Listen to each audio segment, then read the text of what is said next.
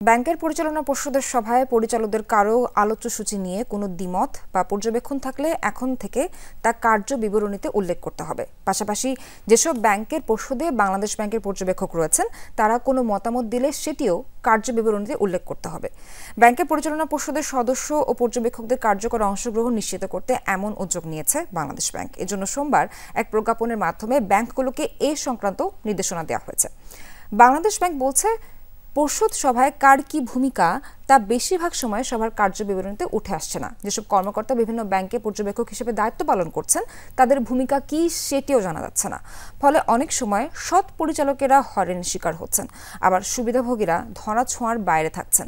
নতুন সিদ্ধান্ত কার্যকর হলে যে কোনো ঘটনায় সিদ্ধান্ত নেওয়া সহজ হবে বলে মনে করছে কেন্দ্রীয় ব্যাংক।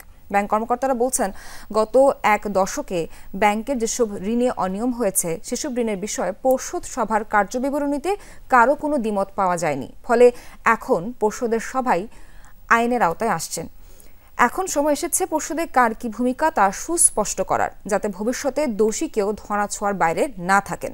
এতে সৎ পরিচালকেরা তাদের ভূমিকা পালনে উৎসাহিত হবেন।